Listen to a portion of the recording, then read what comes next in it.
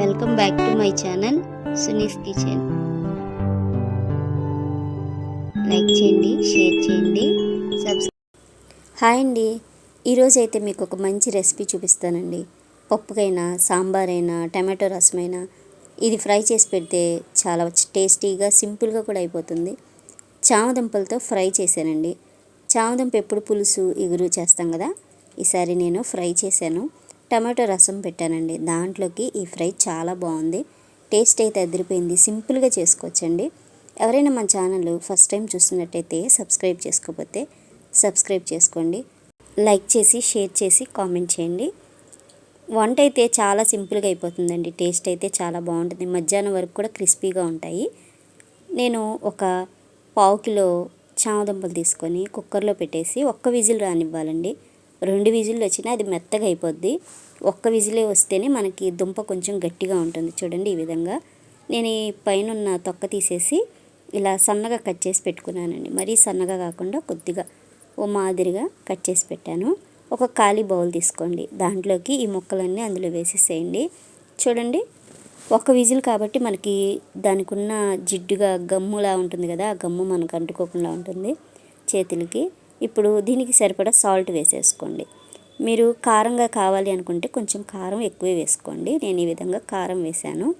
మీ రుచికి తగ్గట్టు కారం, ఉప్పు, అలాగే ఒక పావు స్పూన్ పసుపు వేసుకోండి. ధనియాలు, జీలకర్ర పొడి ఉంటుంది కదా, 2 కలిపిన పొడి ఒక 2 స్పూన్లు వేశానండి. అంటే చిన్న స్పూన్తో నేను 2 స్పూన్లు వేశాను. పెద్ద స్పూన్తో 1 స్పూన్ వేస్తే సరిపోతుంది. ఇంకా మీకు గరం మసాలా వేసుకోవాలంటే వేసుకోవచ్చు, కానీ అది సరిపోయింది. నేను ఇంకా 1 స్పూన్ అని నువ్వులు వేసానండి. పైన నువ్వులు వేగి కనిపిస్తూ ఉంటే భలే బాగున్నాయి. వేగాక కూడా టేస్ట్ ఉంటుంది కదా. ఒక చిన్న గిన్నెతో నేను బియ్యం పిండి తీసుకున్నాను. మామూలుగా అయితే బియ్యం పిండి మనకు ఒక 4 స్పూన్లు పడుతుంది.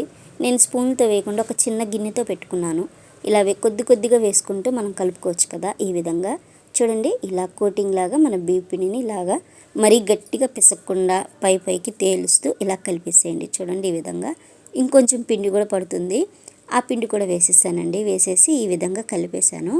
ఇక ఇప్పుడు దీంట్లోకి 1 స్పూను 2 స్పూన్ల వరకు ఆయిల్ వేసుకోండి. చూడండి, ఆయిల్ ఎందుకంటే ఒకదానికొకటి అంటుకోకుండా బాగుంటుంది. త్వరగా నీళ్లు బయటికి రాకుండా ఉంటుంది. చూడండి, అంటే ఈ ఉడికించున్నాయి కదా, వేడిగా ఉన్నా కూడా వాటర్ బయటకు వచ్చేస్తూ ఉంటుంది. నేను బాగా చల్లగా అయిపోయిన తర్వాత ఇలా తేలిగ్గా కలుపుకోవాలండి. మనం చికెన్ పకోడీకి కలిపినట్టు, లేకపోతే ఇంక వేరే పకోడీ ఏదో కలిపినట్టు కలపకుండా ఈ విధంగా లైట్గా ఇలా మనకి చేతి వేళ్లతోటే కలపాలి. చూడండి, ఈ విధంగా కలిపేసుకొని రెడీగా పెట్టేసుకోండి. ఆయిల్ హీట్ ఎక్కాలండి. బాగా హీట్ ఎక్కిన ఆయిల్లో వేయండి. లైట్గా వేడిగా ఉన్నా కూడా అడుగున అతుక్కుపోతాయి. మనకి ఆయిల్ కూడా వేస్ట్ అయిపోయి పాడైపోతుందండి. ఆయిల్ పాడైపోతుంది, అవి మాడిపోతూ ఉంటుంది అడుగున. అందుకనే బాగా వేడెక్కిన తర్వాతే వేయండి. నేనైతే శనగ నూనెలోనే వేయించేసాను. చూడండి, ఇంకా ఈ విధంగా ఒక్కొక్కటిగా వేసేసుకున్నాను. ఆయిల్ అయితే బాగా వేడెక్కింది. చూడండి, ఈ విధంగా మనకు వేయగానే ఆయిల్ పొంగుతూ రావాలి. ఆ విధంగా ఉన్నప్పుడు మీరు ఆయిల్ వేసేసేయండి. చూడండి, ఈ విధంగా ఇలా ఒక్కొక్కటిగా అన్నీ వేసేసుకోండి. ఇక మనకి శనగ నూనె అంటే పొంగుతూ ఉంటుంది, మనకు కనబడదు. ఒకటి మీద పడినా కూడా అతుక్కోవండి. చూడండి, ఈ విధంగా వేయించేసుకోవడమే. ఇక ఇంట్లో బియ్యం పిండి లేదనుకోండి, కార్న్ఫ్లోర్ అలాగే శనగపిండి 2 కలిపి వేసుకోవచ్చండి. నేను దీంతోపాటు టమాటో రసాన్ని కూడా పెట్టేశాను.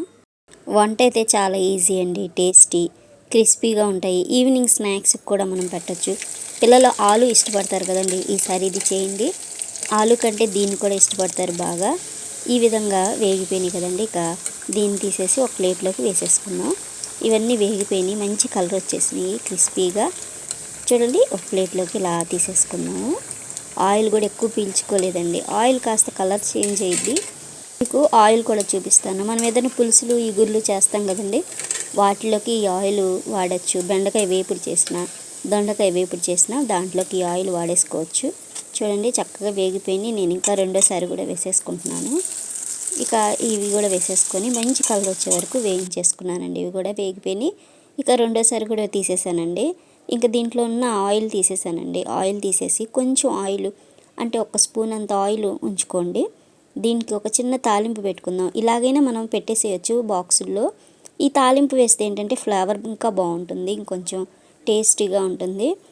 అక్కడక్కడ పప్పులు తగులుతా టేస్ట్ బాగుంటుంది కదా. కాస్త ఆయిల్లో ఆవాలు, సాయిపప్పు, అలాగే ఎండుమిర్చి, కరివేపాకు వేసుకున్నాను. ఆయిల్ చూసారా, పక్కన పెట్టేశాను.